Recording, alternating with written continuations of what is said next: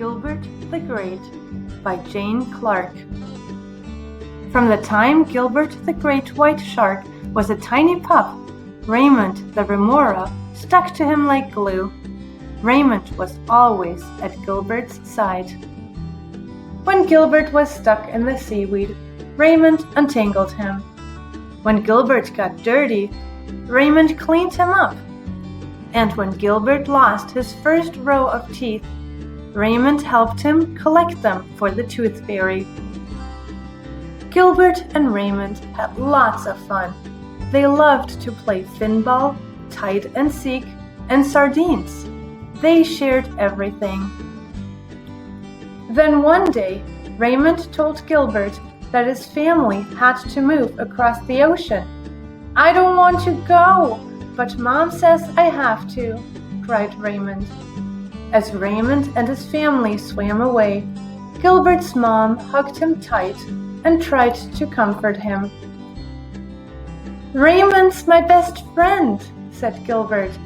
"Why did he have to go away? It's not fair."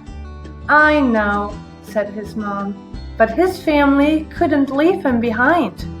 She kissed Gilbert on the snout. "Go and play hide and seek with the pilot fish. It will keep your mind off Raymond."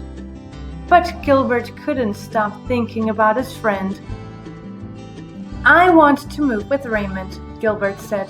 "He's moved too far away," said Mom. "We have to stay here. Let's go watch the basketball game.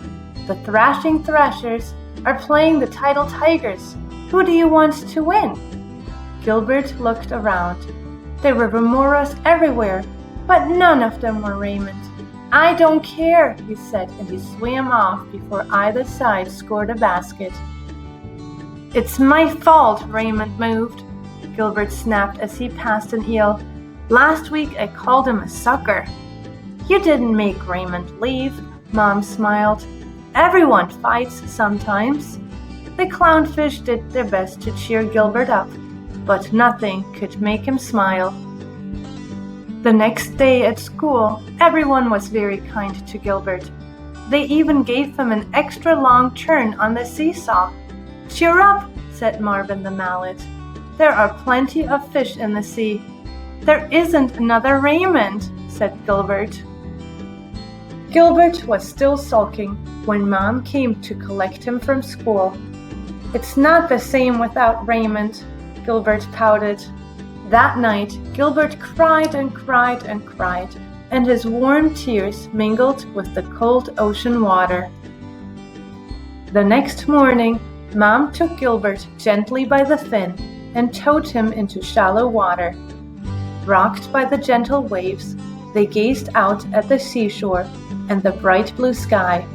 "I hope Raymond's new home is as nice as this," said Gilbert. "I'm sure it is," said Mom. "I'm hungry," Gilbert said suddenly. "We'll go to the wreck," said Mom. Gilbert's eyes lit up. They didn't usually go to the wreck. Mom didn't like him eating junk food.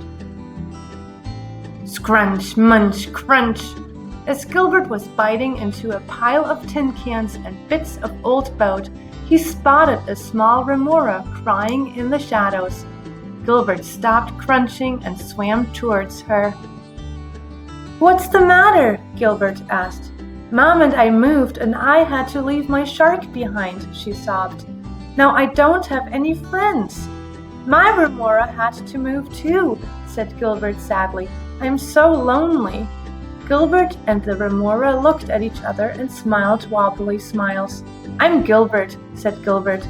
"I'm Rita," replied the remora. Just then, a ray of sunlight filtered through the deep blue ocean. Gilbert's teeth flashed as he grinned a huge grin. "Do you want to play finball with me, Rita?" he asked. Sunlight danced in Rita's eyes. "I'd love to," she said, and the two new friends swam off to find a ball to play with.